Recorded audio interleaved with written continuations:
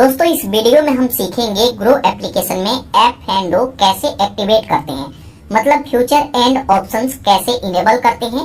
जब आप इसे इनेबल कर लेंगे उसके बाद ही ट्रेडिंग कर पाएंगे। लेकिन इसको इनेबल करते समय काफी लोगों के साथ प्रॉब्लम आ रहा है कि ये एक्टिवेट ही नहीं हो रहा है, बार बार ये फेल्ड हो जा रहा है। तो इसे कैसे एक्टिवेट करेंगे, तो यहाँ पर देखिए इसके लिए सिंपल आपको ग्रो एप्लीकेशन में आना है। ग्रो एप्लीकेशन के होम पेज पे आएंगे तो यहाँ पर देखिए ऑप्शन मिलेगा एफ एंड ओ। इसके अलावा यहाँ पर देखिए अगर वो ऑप्शन नहीं दिखता है तो निफ्टी 50, बैंक निफ्टी किसी पर भी क्लिक करेंगे तो उस ऑप्शन में आप आ जाएंगे। लेकिन यहाँ पे टूल वाली सेक्शन में यहाँ होम पेज पे ही अगर शो कर रहा है यहाँ प्रोडक्ट एंड टूल, तो जस्ट इस पर आपको क्लिक करना है। अब उस पर क्लिक करते हैं तो कुछ इस तरीके का इंटरफेस आएगा। यहाँ पर देखिए ऑप्शन आएगा एक्टिवेट एफ एंड ओ, इस पर आपको क्लिक करना है। अब उस पर क्लिक करेंगे तो यहाँ पर देखिए ऑप्शन आ जाएगा।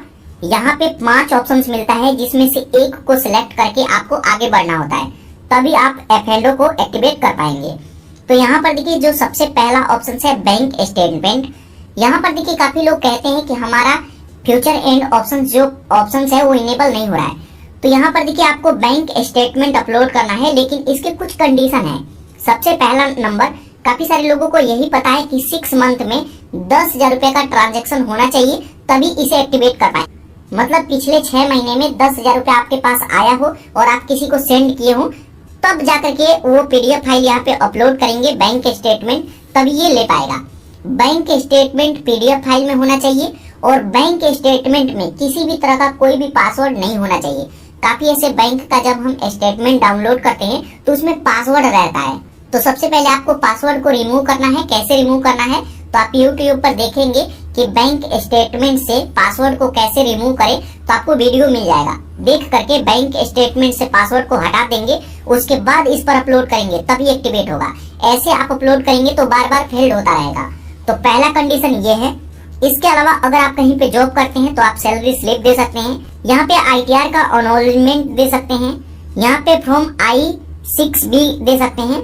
और इसके अलावा यहाँ पे ये सब आपके पास नहीं है तो सबसे इजी है डीपी ट्रांजैक्शन, इसको आप अपलोड करें। डीपी ट्रांजैक्शन ये होता है कि जैसे ग्रो एप्लीकेशन है तो इसमें अगर आप कुछ शेयर बाय किए हैं, उसको सेल किए हैं, मतलब कुछ इसमें किए हैं 2-4 हजार रुपए का, और कई बार आप बाय सेल किए हैं, तभी जाकर के अपलोड करेंगे। तो ये कहाँ से मिलता है, तो एक बार बैक आएंगे। यहाँ पर देखिए प्रोफाइल आइकन दिखेगा, इस पर आपको क्लिक करना है। प्रोफाइल आइकन पर क्लिक करेंगे, स्क्रॉल करके नीचे आइए तो यहाँ पर देखिए आपको एक ऑप्शन दिखेगा, यहाँ पे रिपोर्ट का। रिपोर्ट पर क्लिक करेंगे। रिपोर्ट पर क्लिक करेंगे तो यहाँ पर देखिए काफी सारा फीचर्स आपको देखने के लिए मिलेगा। तो यहाँ पर देखिए एक ऑप्शन मिलेगा डीमिट रिपोर्ट, इस पर आपको क्लिक करना है।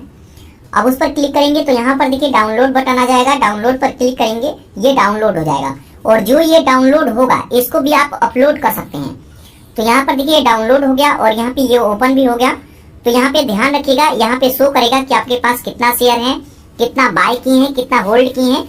तो यहाँ पे सभी डिटेल इसमें होता है। तो इसको भी अपलोड करेंगे तो हो जाएगा, लेकिन कम से कम 2-4 हजार रुपए का आप शेयर बाय किए हो, सेल किए हो, तभी जाकर के ये होगा। अगर बिल्कुल नया अकाउंट है, बिल्कुल जीरो है, तब ये नहीं होगा।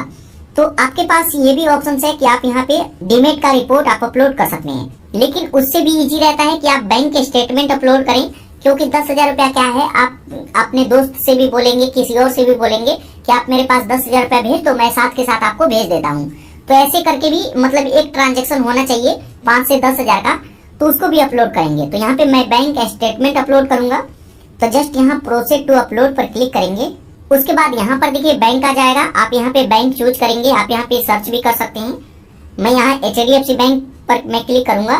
तो यहाँ पर देखिए कई बार बैंक स्टेटमेंट हमें अपलोड करना होता है और कई बार OTP के थ्रू ऑटोमेटिक ही हो जाता है आपके नंबर पर। अगर वो बैंक जैसे HDFC बैंक का स्टेटमेंट अपलोड करना है और ग्रो एप्लीकेशन में यही बैंक लिंक है, तो हमारे पास सिर्फ एक OTP आएगा। OTP डाल करके सबमिट करेंगे तो ये बैंक स्टेटमेंट ऑटोमेटिक ही ले लेगा।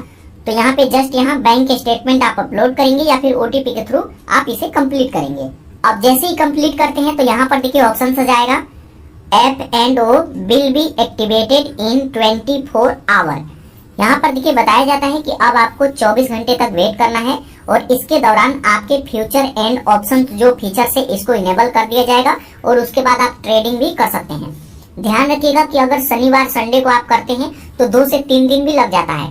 तो वर्किंग डेज में आपको करना है और कोशिश रहे कि आप इसे रात में अपलोड करें ताकि अगले दिन ये मतलब कंप्लीट हो जाएगा।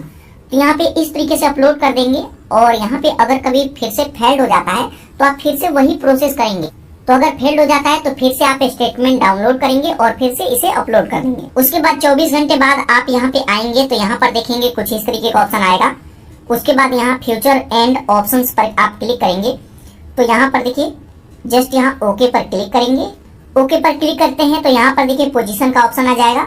आप पोजीशन पर क्लिक करके पोजीशन ले सकते हैं और आप अपना पोजीशन देख सकते हैं। तो यहाँ पे ये तरीका है, इस तरीके से आप एफएनडो को एक्टिवेट कर सकते हैं और उसके बाद आप यहाँ पे ट्रेडिंग कर सकते हैं। इसके अलावा दोस्तों एफएनडो के बारे में और भी आपके मन में किसी भी तरह का कोई भी क्वेश्चन है या फिर कोई प्रॉब्लम आ रहा है तो कमेंट करके आप पूछ सकते हैं। तो ये तरीका है, ऐसे आप एक्टिवेट करें।